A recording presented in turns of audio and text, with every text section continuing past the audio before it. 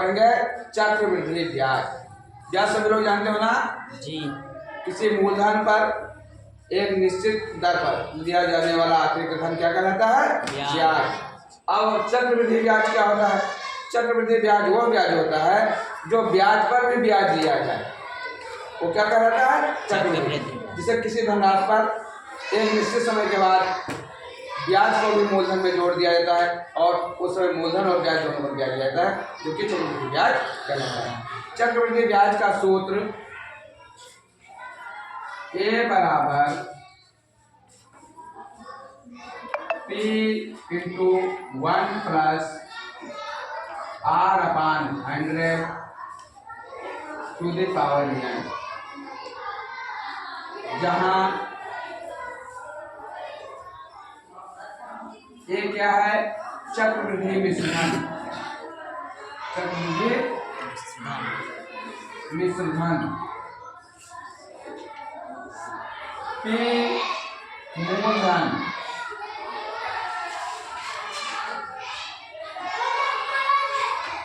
R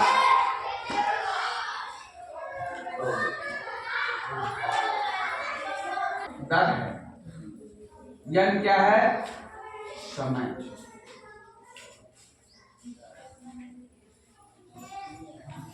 समझ में आ गया? अब यहाँ हमें विशेष रूप से दो चीजों को ध्यान देना है। दर जो होता है इसकी प्रकृति पर हमको ध्यान देना है। प्रकृति का मतलब है कि ये छमाही है, तिमाही है या वार्षिक है।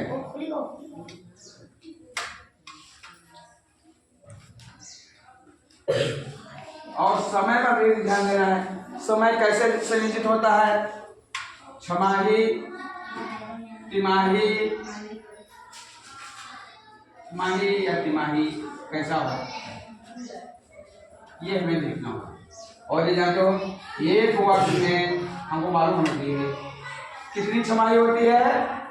एक वर्ष में कितनी छमाही होती है बताओ? 2 छमाही होती है। और तिमाही कितनी होती है? 4 तिमाही होती है। तो इतना मालूम होना चाहिए, क्योंकि जो हमें सवाल में समय दिया होगा वो वर्ष में दिया होगा, तो उसको हमें छमाही या तिमाही में बदलना पड़ेगा। आगे समझे? अब आगे हम सवाल देखते हैं। ये सूत्र समझ में आ गया? सभी लोग इस सूत्र को नोट कर लीजिए। से देखा है चक्रवृद्धि ब्याज के लिए ये क्या है? चक्रवृद्धि मिश्रधन का सूत्र लिखा हुआ है। क्या लिखा है? चक्रवृद्धि मिश्रधन। तो चक्रवृद्धि ब्याज निकालने के लिए हम क्या लिखेंगे? चक्रवृद्धि ब्याज। चक्रवृद्धि ब्याज इसको हम IC से भी लिखते हैं, कंपाउंड इंटरेस्ट। जब क्या प्रभाव होता है? चक्रवृद्धि मूलधन अर्थात P, ये ऋण मूलधन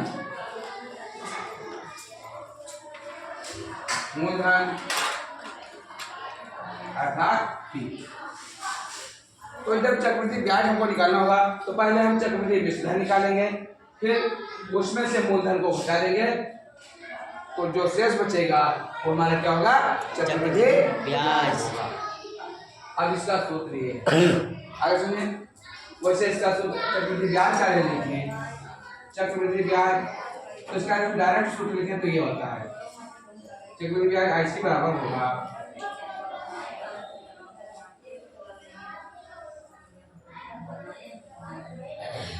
T इंटू 1 प्लस R बटे 100 to the power n minus 1। P हमारा बाहर होगा, फिर 1 प्लस R बटे 100 की घात n/1। यह सूत्र होगा हमारा कंपाउंड इंटरेस्ट चक्रवृद्धि ब्याज का सीधे लिखें। लेकिन इसमें लिखने में हमसे गलती हो सकती है, इसलिए हम पहले चक्रवृद्धि ब्याज निकालेंगे, फिर चक्रवृद्धि मिश्रधन निकालेंगे, फिर उसमें से चक्रवृद्धि मूलधन। और मूलधन और चक्रवृद्धि नहीं होता है, मूलधन होता है, चक्रवृद्धि ब्याज हो चाहे साधारण ब्याज हो, सभी में मूलधन वही समान होता है। अब हम लगाते हैं एक उदाहरण लेते हैं, जैसे ₹500 का 10% वार्षिक ब्याज की दर से